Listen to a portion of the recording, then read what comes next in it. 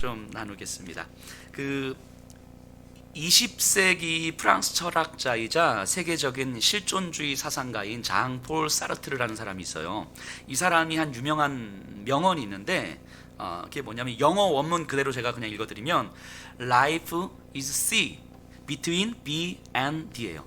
이게 뭐냐면 제가 발음이 좀 식민지 발음이어서 좋지 않아요. 이게 뭐냐면 인생은 B와 D 사이에 있는 C다 이런 얘기예요. B는 birth 태어남이고요. D는 death 죽음이고요. C는 choice 선택이죠. 그러니까 인생은 죽을 때까지 선택의 연속이라고 하는 거예요. 그래서 인생은 태어남과 죽음 사이에 있는 선택이다 라고 이야기하는 거죠. 사르트르가 하고 싶었던 말은 뭐냐면 내가 무엇을 선택하는지가 내가 어떤 사람인지를 드러내는 거다라는 거예요. 내가 무엇을 선택하는지에 따라서 그래서 잘 선택해라 이런 얘기를 하려고 하는 게 아니라 내가 선택하는 그것이 나를 드러내는 것이죠. 자, 근데 신앙생활을 하는 우리에게도 이런 선택의 순간은 매 순간 찾아옵니다. 믿음의 선택 가운데서도. 그런데 그러니까 하나님은요 우리의 선택에 따라서 좌우되시는 분이 아니시죠. 내가 A를 선택한다고 해서 A를 반응하시고 B를 선택한다고 해서 B를 반응하시는 분은 아니시죠. 우리가 움직이실 수 있는 분은 아니니까. 하지만 우리의 선택은 우리의 믿음을 드러내는 거죠. 우리가 어떤 선택을 하느냐는 우리가 어떤 믿음을 가지고 있느냐를 드러내는 거예요. 오늘 본문에서도 우리가 그런 어떤 선택의 순간을 우리가 한번 볼 수 있을 것 같아요. 그래서 우리 성도님들이 내가 일상에서 하는 그 선택들이 나를 드러내는 것이라는 걸, 내 믿음을 드러내는 것이라는 걸 한번 생각해 본다면 우리의 믿음을 우리가 점검할 수 있지 않겠나 싶습니다. 오늘 본문을 통해서도 그 믿음의 선택을 한번 생각해 봤으면 좋겠어요. 11절입니다. 그 후에 예수께서 나인이란 성으로 가실새 제자와 많은 무리가 동행하더니, 자, 예수님은요 우리 지난주에 봤던 것처럼 가버나움에서 사역하셨어요. 그리고 곧바로 이동하십니다. 나인이란 성인데 가버나움에서 한 남서쪽 방향으로 대략 한 40km 떨어져 있는 곳이었어요. 이곳을 이제 도보로 이동하고 있는 거예요. 얼마나 많은 인원이 함께 갔는지 모르겠지만 제자들과 많은 무리라고 했으니까 좋게 그래도 한 수십 명은 됐을 것 같아요. 이 40km 떨어져 있는데 이 안중에서 평택대학교까지가 23km예요. 그리고 평택역까지가 한 18km. 여기서 향남 홈플러스까지가 딱 20km거든요. 그러니까 대충 감이 좀 잡히시죠. 그 거리를 왕복한 거리를 걸어가신 거예요. 그런데 이제 포장된 도로도 아니고 흙길, 돌밭길 뭐 이런 길들을 걸어가셨겠죠. 자, 예수님의 일정을 우리가 다시 보셔야 돼요. 자, 누가복음 6장 12절부터 한번 가서 볼게요. 예수님이 어떤 일정을 지금 소화하고 계시는지. 12절 보니까 이렇게 나옵니다. 이때에 예수께서 기도하시러 산으로 가사 밤이 새도록 하나님께 기도하시고, 아마 저녁쯤 가셨겠죠? 밤이 새도록 기도하셨어요. 예수님은 분명히 밤새신 거예요. 자, 17절에 예수께서 그들과 함께 내려오사 평지에 서시니 그 제자들의 많은 무리와 예수의 말씀을 듣고 병 고침을 받으려고 유대 사방과 예루살렘과 두로와 시돈의 해안으로부터 온 많은 백성도 있더라. 밤새 기도하신 다음에 내려왔더니 수많은 무리들이 예수님을 기다리고 있는 거예요. 그래서 그들에게 예수님은 설교를 하시죠. 이게 6장에서 우리가 살펴봤던 평지 설교예요. 긴 설교를 하십니다. 자, 설교를 하신 다음에 7장 1절 예수께서 모든 말씀을 백성에게 들려주시기를 마치신 후에 가버나움으로 들어가시니라. 설교를 마치신 후에 가버나움 성으로 들어가셨어요. 자, 저녁부터 밤새시고 내려오셔가지고 바로 설교를 계속 하시고 그리고 가버나움으로 걸어가셨어요. 그리고 가버나움에서는 지난주 우리가 봤던 사건들이 있었어요. 백부장 하인의 종을 고쳐주신 사건. 그리고 나서 곧바로 40km를 이동해서 걸어서 나인성까지 오시는 거예요. 지금 이 일정을 예수님은 소화하고 계시는 거예요. 엄청 지금 강행군 하고 계시는 거죠. 저는 주일날 지난주부터 대변 예배 드리니까 이제 3부 예배까지 드리잖아요. 지난주 3부 예배만 드려도 좀 힘들더라고요. 지난주에는 3부 예배 드리는 중에 설교 중에 목 이시더라고요. 설교하다가 여러분 이게 확 하더라고요. 죄송해요. 이게 아침부터 제가 멱다는 소리를 이렇게 해서. 어쨌든 그러니까 지금 매우 피곤하시고 지금 지쳐 있는 상태가 분명해요. 그래서 나인 성에 들어가셔서 빨리 쉬셔야만 하실 것 같아요. 자, 그런데 12절, 성문에 가까이 이르실 때에 사람들이 한 죽은 자를 메고 나오니 이는 한 어머니의 독자요 그 어머니는 과부라. 그 성에 많은 사람도 그와 함께 나오거늘. 자, 예수님의 일행이 나인성 문 가까이쯤에 왔을 때 그때 성 안에서 한 무리가 성 밖으로 나가고 있는 거예요. 그러니까 예수님의 한 일행이 외부에서 나인성으로 가까이 오고 있고, 그래 나인성으로 들어오려고 하고 한 무리는 나인성에서 밖으로 나가려고 하는 거예요. 그래서 들어오려는 무리와 나가려는 무리가 지금 조우하고 있는 거죠. 이렇게 만나고 있는 장면이에요. 그런데 그 나가려는 무리가 어떤 무리냐면 죽은 자를 메고 오는 장례 행렬이에요. 한 어머니의 독자요 그의 어머니는 과부라. 이렇게 나와요. 자, 그러니까 과부, 남편이 없는 어머니한테 아들이 한 명이 있는데 이 아들 죽었다는 이야기예요. 이 과부 자체가 사회적인 약자이며 매우 불쌍한 위치에 있는 사람이잖아요. 보호자가 없는 상태. 그래서 쉽게 무시당하고 쉽게 폭력도 당하고 심지어는 강간도 쉽게 당할 수 있는 그런 위치인 거예요. 먹고 살기 위해서는 많은 과부들은 몸을 팔기까지도 했었던 그런 시대였었던 거죠. 그런데 그 과부에게 아들이 한 명 있었는데 그 아들이 죽은 거예요. 그 어머니에게 유일한 소망이었었던 아들이었을 텐데요. 그 어머니의 심정을 한번 상상해 보세요. 죽어가는 아들을 바라보는 그 어머니의 깊어가는 근심, 그래서 조금이라도 더 붙들어 놓고 싶어서 할 수 있는 모든 것들을 다 시도했던 그 어머니의 그 간절함, 그럼에도 점점 사라져만 가는 아들의 생명의 빛, 그런 시간들을 지내면서 형언할 수 없는 슬픔과 절망이 파고드는 그 어머니의 마음, 그리고 결국 아들의 죽음 앞에서 모든 것이 의미 없어진 어머니. 지금 이 본문은요, 아들의 죽음을 이야기하지만 사실은 어머니의 죽음을 이야기하고 있는 거죠. 어머니의 절망, 어머니의 비참함, 어머니의 죽음, 모든 것을 상실하고 살아야 할 이유가 없어진 그 어머니의 죽음을 본문은 강조하고 있어요. 그리고 당시 유대교에서는요, 지금 이 어머니도 유대교의 가르침 안에서 살아왔을 텐데, 유대교에서는 죽음과 죽음 이후에 대해서는 어떤 소망도 가르치지 않습니다. 가르칠 말이 없어요. 유대교에서는 죽음 이후의 두려움은 있죠. 하나님의 진노와 심판이라는. 그래서 죽음 이후의 두려움에 대해서 두려움을 주면서 현실에서 율법을 잘 지키도록 해줄 수는 있지만 죽음 이후에 대해서는 어떤 위로와 소망도 없었어요. 유대교는. 그러니까 당시 종교 지도자들과 그들이 가르친 종교의 그 무기력함이 이 과부의 모습 속에서 보여지는 거죠. 당시 갈릴리의 어떤 장례 모습을 조금만 알면 우리가 이 장면을 조금 더 잘 이해할 수 있을 것 같아요. 장례가 나면 우선 이제 시신을 씻고 세마포를 이렇게 감쌉니다. 그리고 관에 넣는데 뚜껑이 없는 관에 넣어요. 덮개가 없는 관. 그리고 얼굴을 덮지 않습니다. 얼굴을 이렇게 내놓고 있었다고 그래요. 그리고 랍비들이 이제 당시 종교 지도자들이 장례식장에서 이제 연설을 하고, 그리고 운구를 이제 시작하기 전에 그 관 앞에서 이 죽은 사람의 어떤 생전의 어떤 선행이라든지 마지막 해야 될 말을 선포한 다음에 이제 운구가 시작이 돼요. 곡하는 여인들을 이제 돈을 주고 삽니다. 주로 이제 여인들이었는데, 그래서 이동하는 내내 그 여인들은 계속 곡을 이렇게 노래를 하는 거죠. 그리고 마을 사람들은 장례식이 나면 장례식장에 참여하는 것은 하나님의 말씀, 명령이라고 생각했어요. 그래서 아무리 급한 일이 있어도 이 묻힐 때까지 장례식에 참여합니다. 이 사람들은 특히 랍비들, 율법을 공부하다가도 율법책을 덮고 장례식에 참여해요.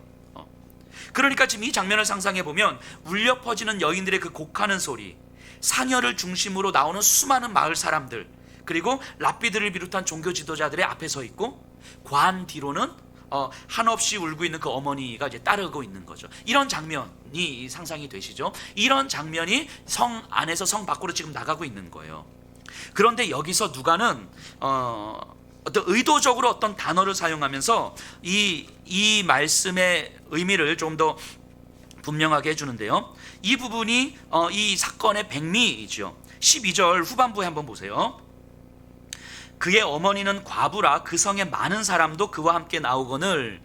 여기서 많은 사람에 해당하는 이 많은에 해당하는 단어가 히카노스라는 단어를 써요. 히카노스. 우리 지난주 설교를 좀 잘 들으신 분은 언뜻 기억나실지 모르겠는데 7장 6절 후반부 한번 가보세요. 내 집에 들어오심을 나는 감당하지 못하겠나이다. 백부장이 사람들을 보내서 당신이 내 집에 들어오는 거 내가 감당할 수 없습니다 할 때 이 감당하다라는 단어가 히카노스거든요. 지금 그러니까 누가는요 지금 전혀 다른 맥락이잖아요. 백부장이 주님이 우리 집에 들어오는 거 감당할 수 없습니다라는 맥락과 수많은 사람들이 그 여인과 함께 있었다라는 맥락이 완전히 다른 맥락인데, 이 감당하다라는 말과 많다라는 말을 같은 단어로 쓰고 있는 거예요. 이 같은 단어인데 지금 한글로는 이렇게 번역을 해놓은 거예요. 그럼 이 히카노스라는 말은 지난주에 잠깐 이야기하기를, 이 히카노스라는 말은 충분하다 이런 의미거든요. 단어의 의미가 충분하다. 그러니까 주님은 충분하신 분이에요. 충분히 크신 분인 거죠. 이게 지난주에 우리가 잠깐 드렸던 말씀이에요. 그럼 오늘 본문을 다시 해석하면 그 성에서 충분한 사람이 그녀와 함께 나오거늘, 이 얘기를 하는 거예요. 충분한 사람이 그녀와 함께 나오거늘. 이게 단지 많다는 걸 얘기하는 게 아니에요. 이 본문은 무언가를 위해서 이 정도 사람이면 충분하다 라는 말을 하고 싶은 거예요. 이 부분에서는 무언가를 위해서 이 정도 사람이면 충분한, 그런 충분한 사람이 그녀와 함께 나오고 있는 거예요. 여기서 그와 함께 나오거늘, 이거는 이제 그녀겠죠. 그녀. 자, 그럼 이 본문은 우리 이 죽은 자에게 초점을 맞추는 것이 아니라 죽은 자의 어머니에게 초점을 맞추고 있거든요. 그러면 이 본문을 다시 해석해 보면 이 과부를, 어머니를 위로하기에 충분한 사람들이 지금 같이 나오고 있다는 이야기를 하고 싶은 거예요. 누가는 이 누가가 하고 싶은 말을 아시겠죠? 그러니까 이 본문은 많은 사람들이 함께 나왔다 이렇게 해석하면 안 되고, 이 어머니를 위로하기에 충분한 사람들이 함께 나왔다 이렇게 해석하는 게 맞는 해석이죠. 자, 그러면 누가는요 이 히카노스라는 단어를 통해서 이 두 장면을 비교하고 있는 거예요. 백부장 사건과 이 과부 사건은 지금 연결되는 사건이잖아요. 자, 그럼 우리가 요 누가복음을 읽으면서 이렇게 이해를 하시면 돼요. 이게 4칸짜리 표가 있다고 생각해 보세요. 4칸짜리 표. 이제 칸이 4칸이에요. 이쪽에는 뭐가 있냐면 충분한 예수님, 예수님이 충분하시다, 히카노스라는 말을 써서 예수님은 충분하시다라는 말이 있는 거예요. 그리고 여기에는 뭐가 있냐면 그 충분하심이 증명이 됐어요. 하인이 병이 났잖아요. 이건 앞에서 일어났던 사건이잖아요. 충분하신 예수님이 충분하시다는 것이 증명이 됐어. 그리고 똑같은 히카노스라는 단어를 쓰면서 과부를 위로하기에 충분한 사람들이 왔다라고 쓴 거예요. 자, 그럼 여기에는 뭐가 와야 됩니까? 이 충분함이 증명이 돼야 되잖아요. 이해되시죠? 예수님은 충분하신데 충분함이 증명이 되셨어요.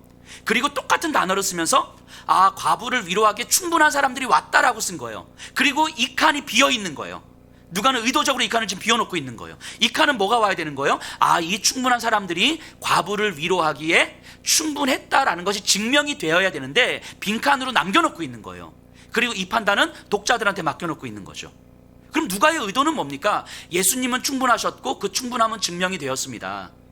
이 과부를 위로하기에 충분한 사람들이 왔는데 이 충분한 사람들은 진짜 과부를 위로할 수 있을까요? 라는 질문을 던지고 있는 거예요. 그리고 그 독자의 판단에 맡겨놓은 다음에 그리고 그때 다른 일행이 성문으로 들어오고 있는 거예요. 다른 일행을 만나고 있는 거예요.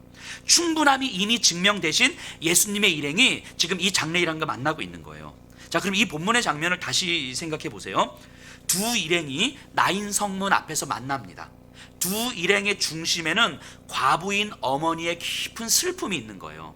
누가는 여기에서 질문 던지고 있는 거죠. 과연 이 두 일행 중에 어떤 일행이 과부의 슬픔을 위로해 줄 수 있을 것인가? 랍비의 연설, 곡하는 여인들의 노래, 마을 사람들인가? 아니면 예수의 일행인가? 한편은 죽은 자의 행렬이었고 한편은 생명의 행렬이었어요.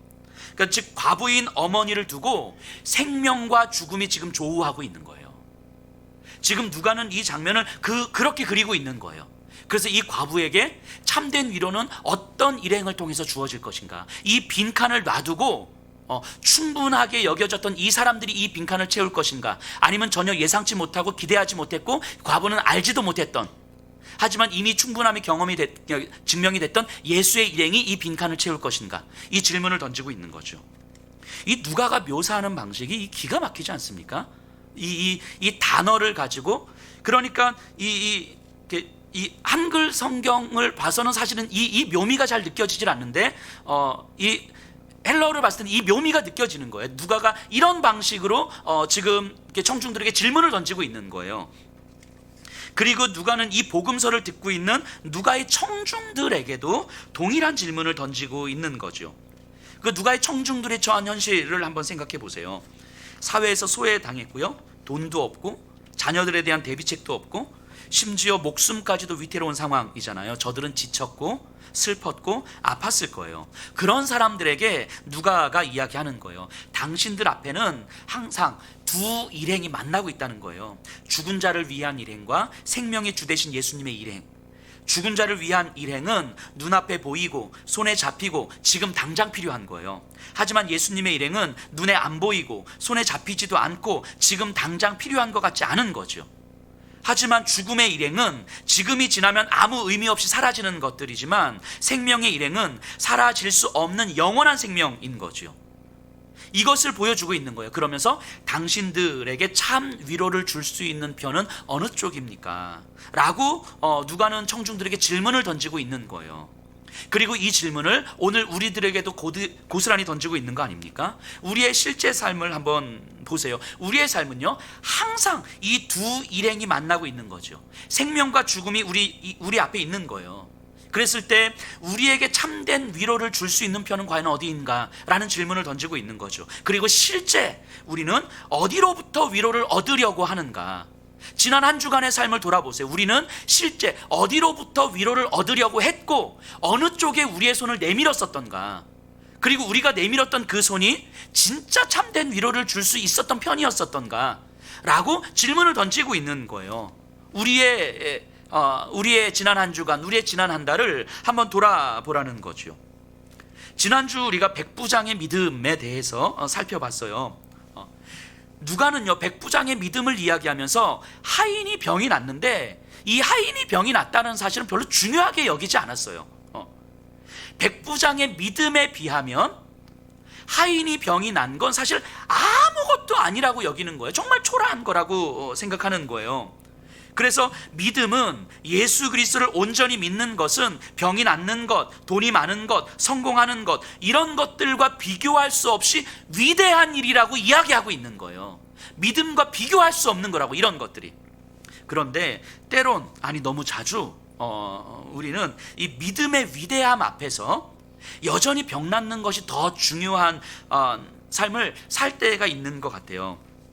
만일 정말 그럴 일은 없지만 만일 예수님이 백부장의 믿음은 칭찬하셨는데 하인이 병이 안 났다고 치면,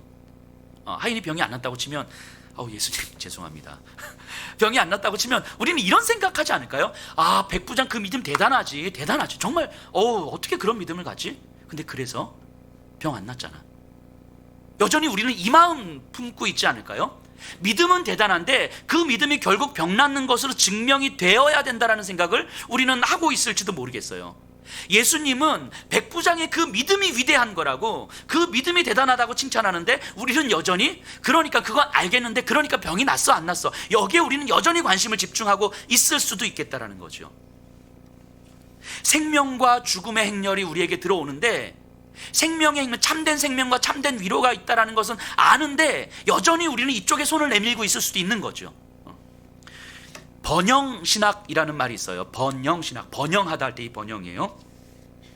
이 교회와 그리스도인들이 더 성공하는 것이 은혜라고 이야기하는 거예요. 사업 잘 되고 승진하고 좋은 대학 가고 이런 성공.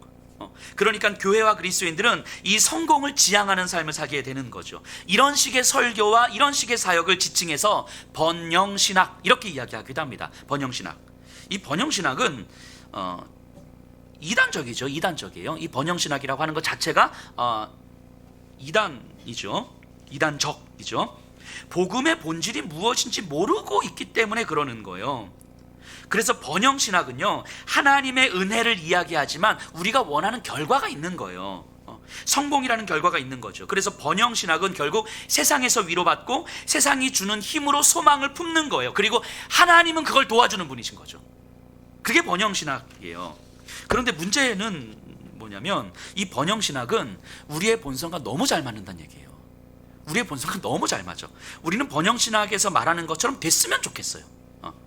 그래서 때로는 신앙생활도 하지 않으면서 돈도 잘 벌고 자녀들도 잘 되는 주변의 사람들을 보면 이게 배가 아픈 거잖아요. 물론 이 자리에 계신 분들은 안 그러시지만 어쨌든 하나님이 때로는 원망되기도 하는 거죠. 나는 예수님을 열심히 믿고 신앙생활 하는데 예수님 믿지 않는 내 친구들이 나보다 더 취업도 잘하고 연봉도 많이 받고 잘 나가. 그런데 나를 보니까 사실은 별 볼 일 없어 보여. 이때 불평과 원망이 간절함이 들어오는 거예요. 그래서 하나님 앞에 기도하죠. 하나님, 내가 하나님 앞에 이렇게 헌신하고 이렇게 예배 잘 드리고 정말 헌금도 이렇게 많이 하는데 저 사람들한테 주는 거 왜 나한테는 안 주세요? 뭐 이런 마음으로 기도하는 거죠. 저 사람들한테 주는 걸 나도 갖고 싶은 거 아닙니까? 그래서 우리는 이렇게 생각을 하죠. 그래도 결국은 하나님은 기도하는 사람을 도와주시는 거야. 지금은 힘들어도 참고 하나님을 의지하면 저들의 형통함을 빼앗아서 믿는 사람들, 하나님 자녀들에게 형통함을 허락하실 거야. 믿고 기다려. 하나님을 의지하고 믿고 기다리면 하나님께서 채워주실 거야. 걱정하지 마. 모든 것을 허락하실 줄로 믿습니다. 이러면서, 자, 우리가 인내하는 이유가, 지금 기도하면서 하나님을 의지하는 이유가 결국은 세상의 번영이 부럽기 때문인 거잖아요.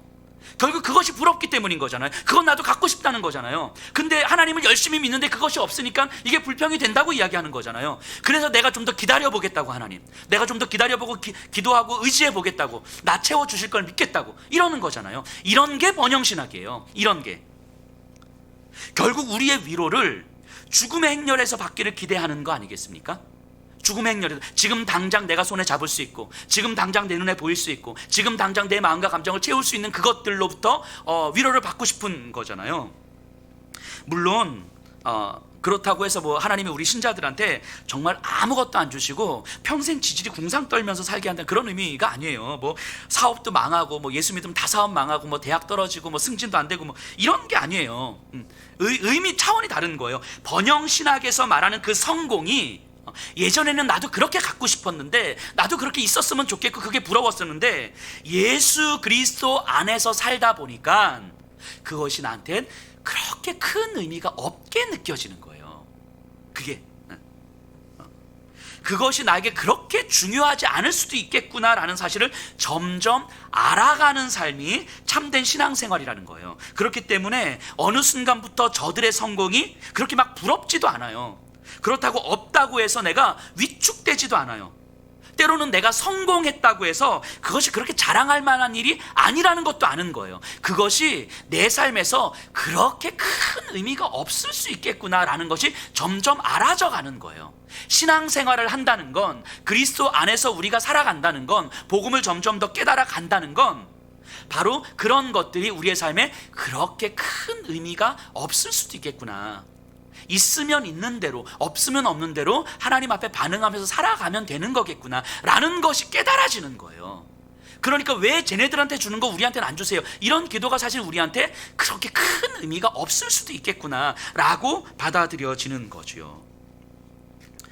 어찌 보면 이 죽음의 행렬과 생명의 행렬이 우리에게 주는 도전은 이거 아닙니까? 우리의 본성에 너무너무 익숙한, 우리의 본성과 너무너무 잘 맞는 이 번영신학이, 하나님의 이름으로 우리에게 주는 이 번영신학이 주는 달콤함과 예수 그리스도의 참된 복음이 주는 이 참된 영적인 의미를 우리에게 선명하게 보라고 말씀하시는 거 아닙니까? 자, 13절 보세요. 주께서 과부를 보시고 불쌍히 여기사 울지 말라 하시고, 여기서 불쌍히 여기사라고 나오는 의미는 이 창자가 끊어질 것 같은 아픔을 담고 있는 단어예요. 그러니까 불쌍히 여기셨다라는 얘기는 예수님이 그 자신의 창자가 끊어질 것 같이 아프셨다, 이런 의미인 거죠. 그 예수님은 다른 장면에서도 이스라엘 백성들이 목자 잃은 양같이 고생하며 지쳐있는 백성들을 바라보면서 불쌍히 여기셨다라고 이야기하고, 오병이어 사건 때에 굶주린 무리들을 바라보면서도 똑같은 마음을 품습니다.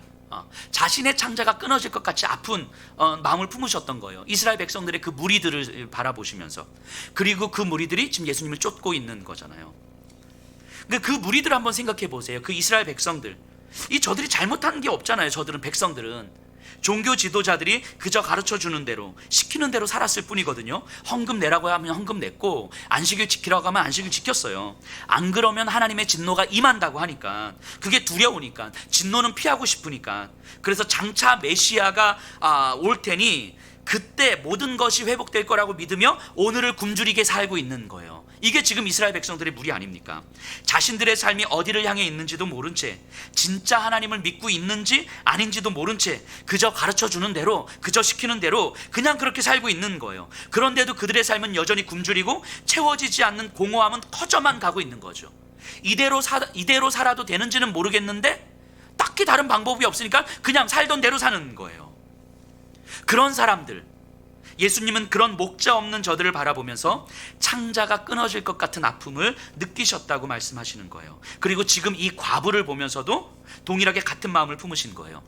유대교 안에서, 유대교의 가르침 안에서 평생을 자랐을 텐데 어떤 위로도 소망도 없이 아들의 죽음을 맞이해야만 했던 저 여인을 보면서, 그리고 이제 남은 삶은 완전히 버림받은 삶이 될 것 같은데 그런 여인을 바라보면서 예수님은 창자가 끊어질 것 같은 아픔을 느끼셨다는 거예요. 지금 예수님은 자신이 얼마나 강행군을 했는지, 얼마나 피곤한 상태인지도 잊어버리셨을 거예요. 과부를 향한 긍휼이 모든 것을 덮어버립니다. 백성들을 향한 긍휼한 마음이 모든 것을 덮어버리는 거예요. 그런데 어찌 보면 주님은 오늘날 교회 안에 있는 우리 성도들을 바라보면서, 한국 교회 안에 있는 많은 성도님들을 바라보면서 이 마음을 품고 있지 않을까 하는 생각을 해봅니다. 이 이스라엘 백성들, 그 무리들을 바라보셨던 그 마음, 교회를 오래 다닐수록 점점 목회자와 여러 모습들에 실망한 나머지 예수님에 대한 소망마저 잃어가고 그저 습관에 따라 교회를 나오는 모습이 어찌 보면 이스라엘 백성들의 모습은 아니겠습니까? 삶의 절망 앞에서 어디서 위로를 얻어야 될지 몰라, 어쩔 줄을 몰라 하는 이 과부의 모습이 어찌 보면 우리 이 시대 성도들의 모습은 아니겠습니까? 주님은 그런 사람들을 바라보시면서 불쌍히 여기셨다고 말씀하시는 거예요. 내 창자가 끊어질 것처럼 아프다라고 말씀하시는 거예요. 우리를 바라보시면서 계속 울고 있는 그녀에게 주님은 다가갑니다. 그리고 말씀하세요. 울지 말라. 지금 이 분위기, 장래의 분위기를 생각해 보세요. 굉장히 생뚱맞은 이야기죠. 여인들이 막 곡하고 있고 막 운구행렬하고 있는데 그 다가가셔서 여인에게 울지 말라. 자, 클라이 에인이라는 단어를 쓰는데 이 어떤 장면이 떠오릅니까? 얼마 전에 했던 말씀이잖아요. 지금 우는 자들은 복이 있나니 너희가 웃을 것이며, 이 말씀이 떠오르는 거죠. 이 성경을 읽고 있는 독자들은 여기서 아마 감탄사를 연발했을 거예요. 역시 주님, 지금 이 장래의 행렬이 곡하는 소리와 많은 사람들로 이 과부를 위로하려고 하는데 사실 이 과부에게 위로가 되지 않는 이 현실, 이 과부는 이대로 장래가 끝나고 나면 완전히 버려질 것 같은 삶을 살아가는 이 현실, 이를 바라보고 있는데 우리 주님이 나가가셔서 울지 말라라고 말씀하시는 거예요. 지금 우는 자들은 복이 있나니, 이 똑같은 단어를 쓰는 거거든요. 그러니까 독자들은 바라보면서 이제 주님 일하기 시작하시는구나. 주님이 일하기 시작하면 저들이 위로하려고 했지만 위로할 수 없었던 그것이 주님으로부터 가능하겠구나 라는 것이 이제는 기대가 되는 거 아니겠습니까? 그래서 아마 감탄사를 연발했을 거예요. 주님의 일하기 시작하심을 보면서. 어쩌면 과부를 만나시면서부터 주님은 일을 시작하셨을 거예요. 아니, 더 어쩌면 과부를 만나기 전 가버나움에서 나인성으로 출발할 때부터 이미 주님은 일하기 시작하셨을 거예요. 그 시작하신 일이 지금 과부를 만났고 과부에게 울지 말라라고 말씀하시는 거죠. 그리고 주님이 울지 말라라고 말씀하시면 결국 우는 자들은 웃게 될 거라는 사실이 소망이 되는 거예요. 과부의 절망의 눈물을 닦아주시는 주님의 위로가 있을 것이기 때문에 이것이 우리에게 감탄을 만드는 거 아닙니까? 왜냐하면 그 말씀은 곧 나를 향해서도 주님은 하시는 말씀이기 때문인 거죠. 14, 15절이에요. 가까이 가서 그 관의 손을 대시니 맨 자들이 서는지라 예수께서 이르시되 청년아 내가 내게 말하노니 일어나라 하시매 죽었던 자가 일어나 앉고 말도 하거늘 예수께서 그를 어머니에게 주시니. 자, 예수님이 관을 잡으셨어요. 이게 있을 수 없는 일이죠, 유대인들에게 있어서. 그런데 이방인의 집에도 머뭇거리지 않고 들어가셨던 주님은 이 관을 잡는 것도 사실은 머뭇거리지 않습니다. 운구 행렬이 멈춰섰어요. 곡하는 여인들의 노랫소리도 아마 멈췄을 것입니다. 아마 랍비들은 이글거리는 분노의 눈빛으로 예수님을 보고 있었을 거고요. 모든 사람들은 무슨 일인가 하여 예수님을 주목하고 있었을 거예요. 숨죽이고 있었겠죠. 그런 분위기 속에서 예수님 말씀하십니다. 청년아, 내가 내게 말하노니 일어나라. 내가 너에게 말하노니 일어나라. 이게 얼마나 어마어마한 이야기예요. 이 장래 행렬을 멈춰 세우고 하는 이야기인데 이게 둘 중에 하나 아닐까요? 하나님 아니면 미친놈인 거죠.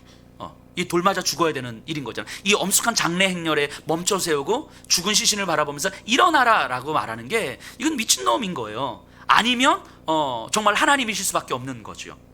이 헬라어 문장은요, 내가 내게 일어나라, 이거는 1인칭 강조형이거든요. 그러니까 일어나라의 포인트가 있는 게 아니라 내가 말하노니에 강조점을 두고 있는 거예요. 내가 말하노니. 누가는요, 여기서 예수님이 누구이신지를 보여주고 있는 거예요.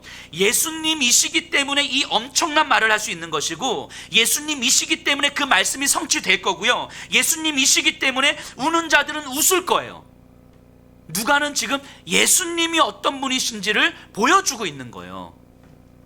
선명하게 비교가 되죠. 지금 아무것도 할 수 없이 멈춰서 버린 장래 행렬과 그 사이를 들어가셔서 죽은 자를 향하여 직접 선포하시는 예수님.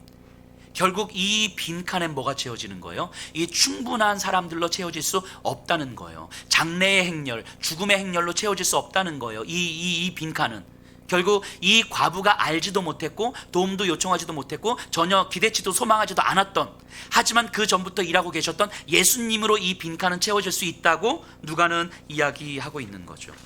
자, 말씀이 선포되자 죽은 자가 일어나 앉고 말도 했대요. 무슨 말을 했을까요? 이러지 않았을까? 딱 일어나서 여기가 어디지? 엄마 왜 울어? 이러고 있지 않았을까요?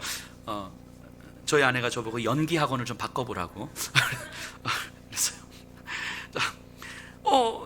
주변 사람들이 얼마나 놀랐을까요? 곡하던 여인들도, 운구하던 사람들도, 랍비들조차 지금 할 말을 잃어버렸어요. 자, 주변 사람들의 반응을 보세요. 16, 17절.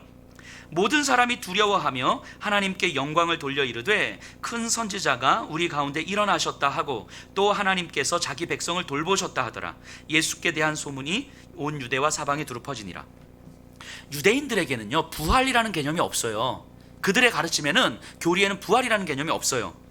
그러니까 지금 이 장면은요, 유대인들에게 죽었다 다시 살아났다 이런 개념이 아니라 하나님의 창조로 이해가 되는 거예요.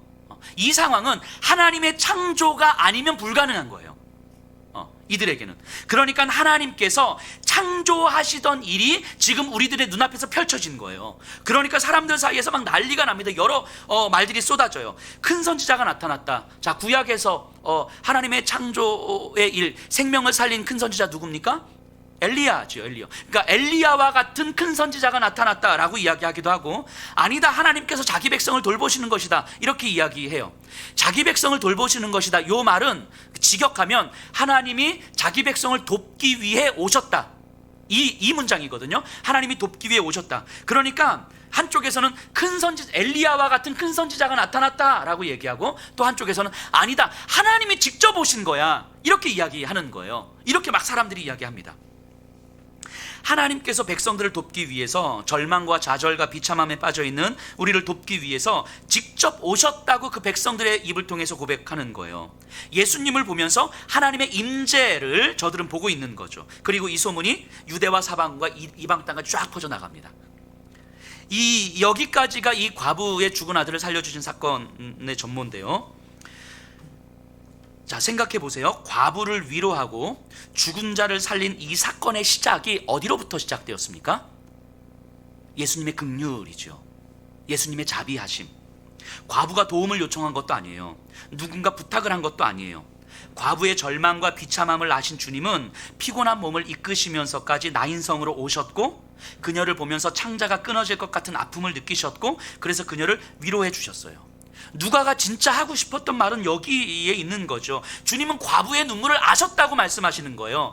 가버나움에서 나인성으로 출발하기 전에 이미 과부의 눈물을 알고 계셨다고 이야기하는 거예요. 그래서 굳이 올 필요가 없었던 나인성까지 오셨던 거예요. 그 40km를 수많은 일행들과 그 피곤한 몸을 이끌고 나인성까지, 굳이 여기 안 와도 되는데 나인성까지 오신 거예요. 그 주님의 긍휼은 나인성 앞에서 만난 그 장래 행렬을 바라보면서 과부를 향하여서 마음을 쏟게 하신 거예요. 과부를 바라보면서 창자가 끊어질 것 같은 아픔을 보신 거예요. 그 과부를 보시면서, 그리고 과부에게 울지 말라고 선포하신 거예요.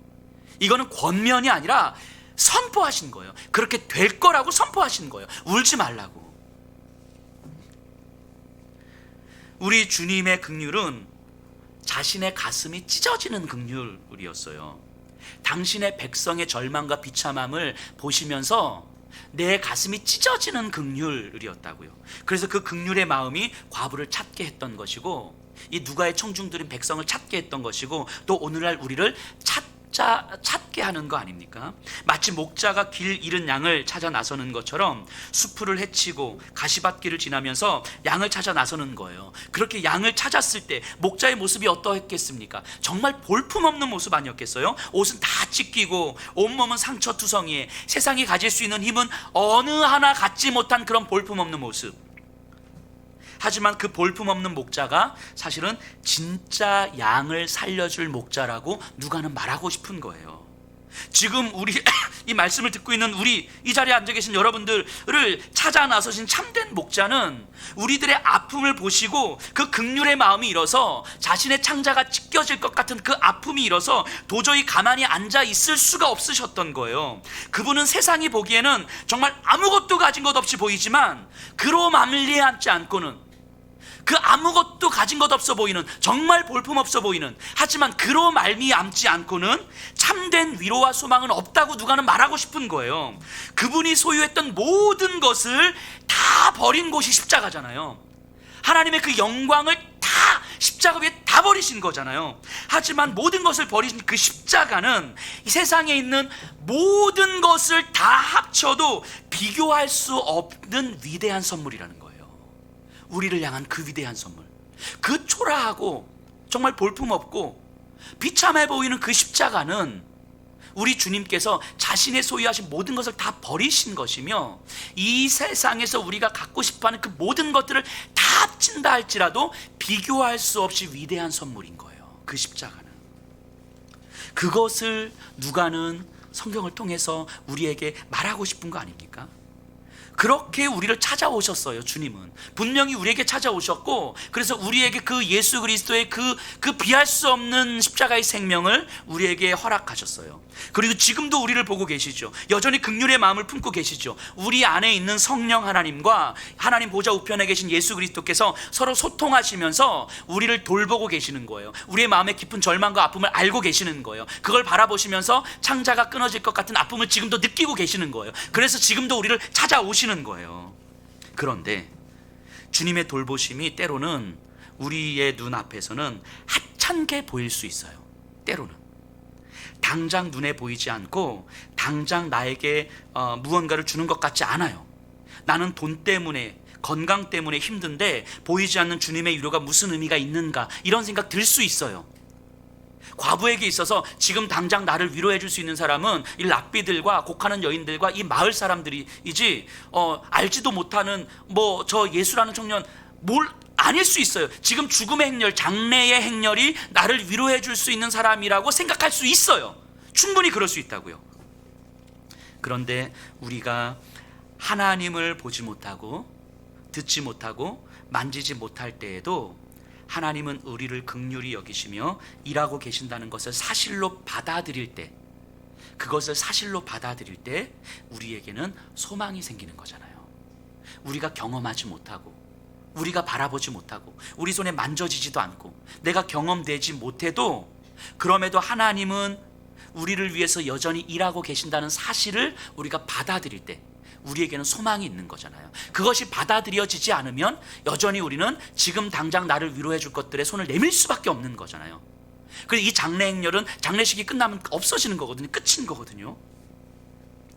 과부는 알지 못했지만 예수님은 가버나움을 출발하시면서부터 일하고 계셨다는 사실을 받아들일 때에 이 장래 행렬이 아닌 예수님으로부터 받을 위로를 소망할 수 있는 거예요. 그런데 어찌 보면 이것이 믿음에 있어서 가장 힘든 부분일 수 있어요. 이게 믿음의 관건이죠. 보지 못하고 듣지 못하고 하나님이 우리의 문제에 관심을 가지고 계시다는 구체적인 증거가 없으면 우리에게는 다른 상상이 들어올 여지가 너무 많아요.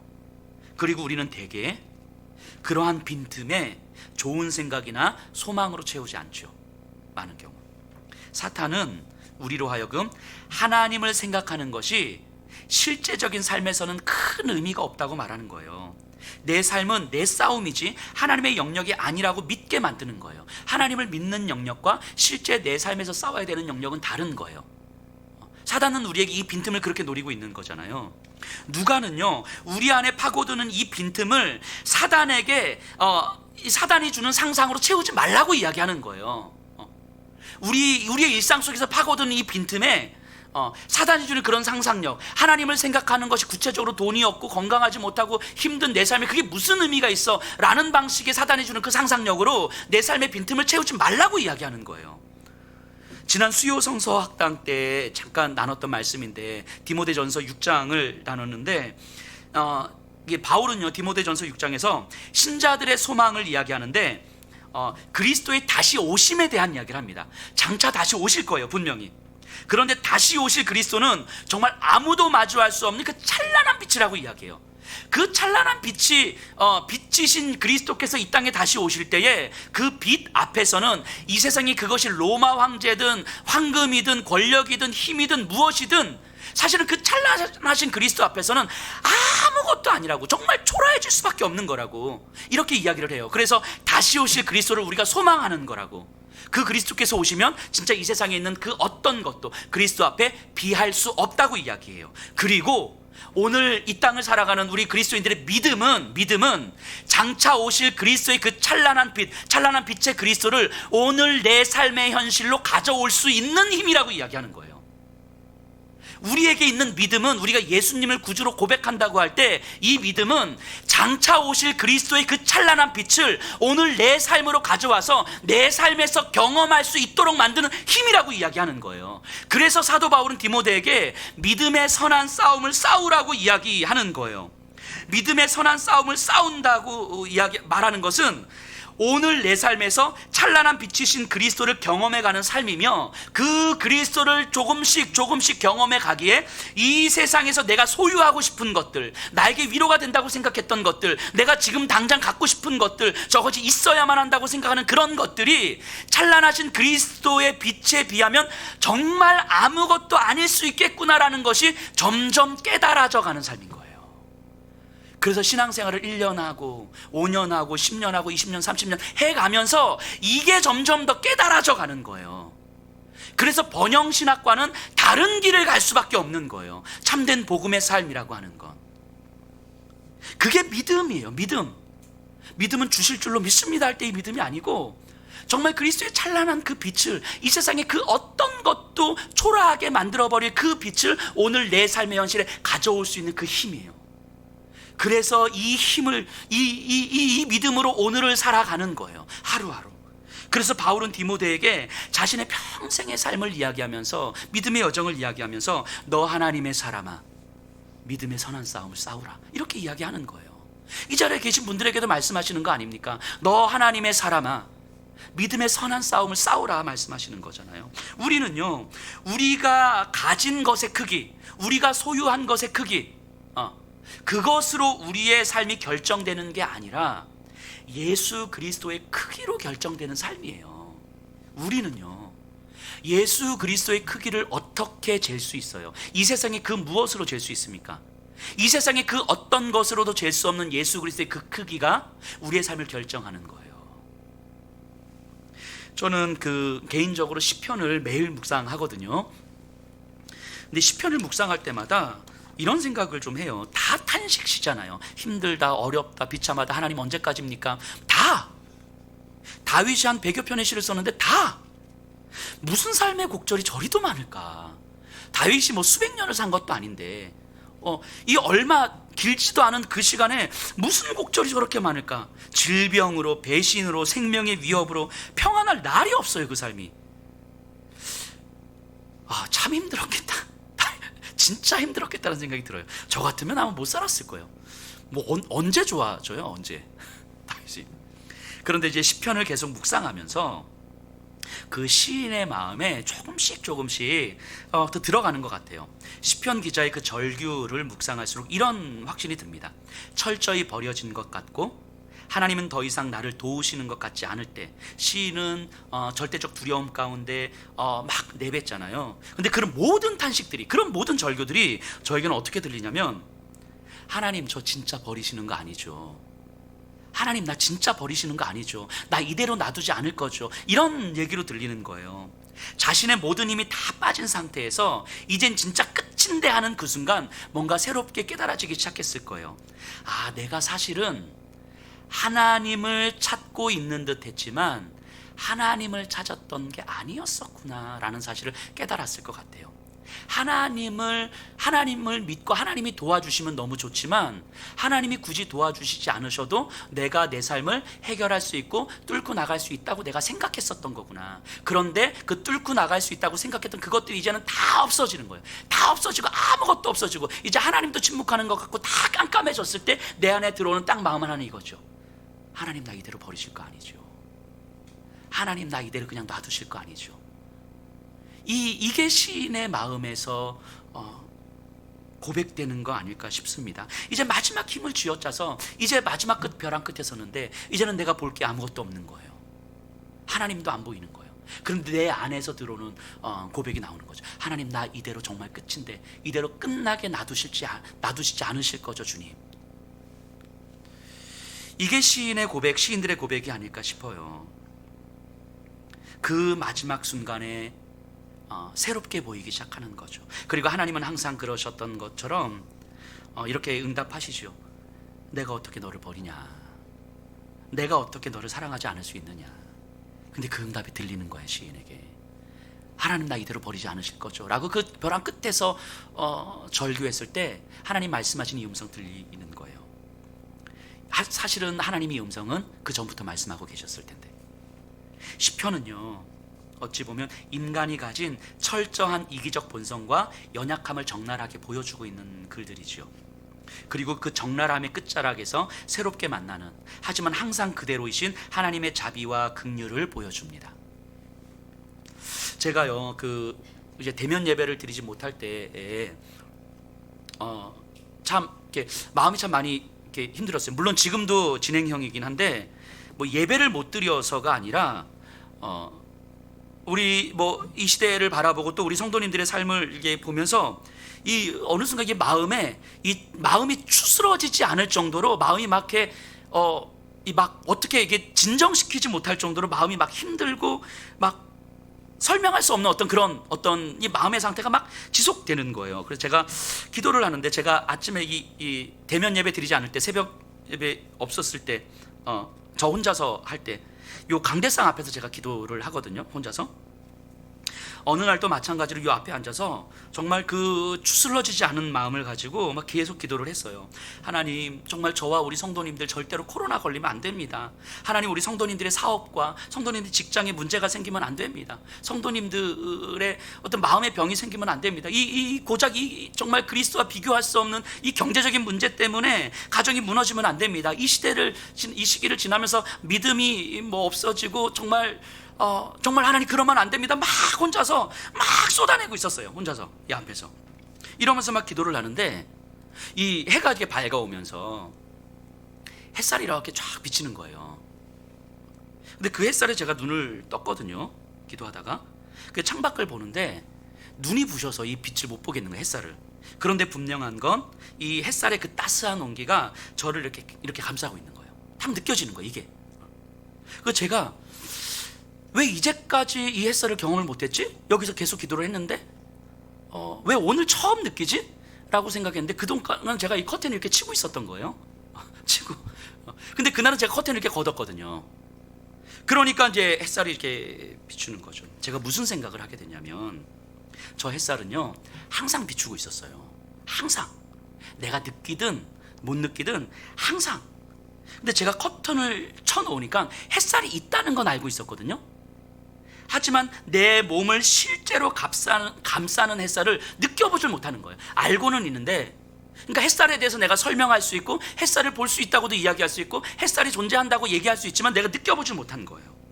그런데 막상 커튼을 치고 햇살이 들어와서 내 몸을 감싸는데 막상 햇살을 경험했을 때 저는 햇살을 참아 볼 수 없겠더라고요. 눈이 부셔서.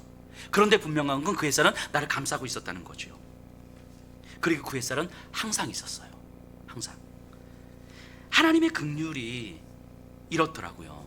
하나님의 긍휼을 알고 있어요. 하나님은 자비하신 분이고 긍휼이 많으신 분이고 우리를 바라보시면서 마음 아파하시는 분이라는 걸 알고 있어요. 하지만 우리 안에서 죽음의 행렬로 인하여서 커튼을 쳐놓고 있으니까 느껴지질 않아요. 느끼질 못하는 거예요. 내가 당장 위로받을 수 있는 것을 지금 계속 손 내밀고 있기 때문에 내 안에 어떤 커튼을 쳐놓고 있기 때문에 느껴지질 않는 거예요. 하지만 커튼이 열렸을 때 하나님의 긍휼은 차마 맞닥뜨리기 어려울 정도로 찬란한 빛이지만 그 찬란한 빛을 직접 바라볼 수는 없어도 그 긍휼이 나를 감싸고 있다는 것은 경험이 되는 거예요. 내 안에 내가 있는 줄은 알았고 그 긍휼을 설명할 수는 있었지만 그 긍휼을 직접 마주했을 때는 직접 바라볼 자신이 없는 거예요. 하지만 그 긍휼이 나를 감싸고 있다는 사실은 아는 거죠. 그 아침에 기도를 하면서 그 햇살을 경험하면서 하나님이 그냥 저한테 이렇게 그냥 말씀하시는 것 같은 거예요. 그냥 아무 얘기 없이 그냥 다독거리시는 거예요. 다독. 이렇게 그렇게 느껴지는 거예요. 막 혼자서 미친놈처럼 쏟아내고 있는데 막 우리 성도님들 막 하면서 이렇게 쏟아내고 있는데 하나님이 그냥 다독거려 주시는 거예요. 이렇게 내가 너 한다고, 그리고 저들도 내 백성, 내 자녀라고, 내가 다 지킨다고 이렇게 다독거려 주시는 거예요. 그 마음이 경험이 되는 거죠. 물론 그렇다고 해서 제 마음이 확 편해지는, 그러지 않아요. 또 여전히 현실은 여전히 똑같고 제 마음은 또 여전히 힘들어요. 그런데 힘든 제 마음을 감싸는 주님의 긍휼을 또다시 묵상하고 또다시 경험하는 거예요. 또 그 주님의 긍휼을 의지해야만 내가 오늘 하루 또 살 수 있다는 것이 이제는 느껴지는 거예요. 이제 설명할 수 있는 방식이 아니라 느껴지는 거예요. 그래서 오늘 하루 주님의 그 긍휼하심, 나를 감싸는 그 따뜻한 그 긍휼하심을 내가 경험하기 위해서 또 주님 앞에 또 나가고 매달리는 거죠.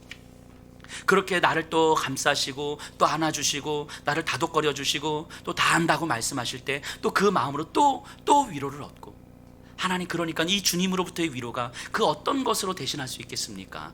하면서 또다시 내 마음을 다시 다잡는 거예요. 내 안에 커튼을 다시 여는 거예요. 내가 손 내밀고 싶었던 것에서 다시 손을 거두는 거예요.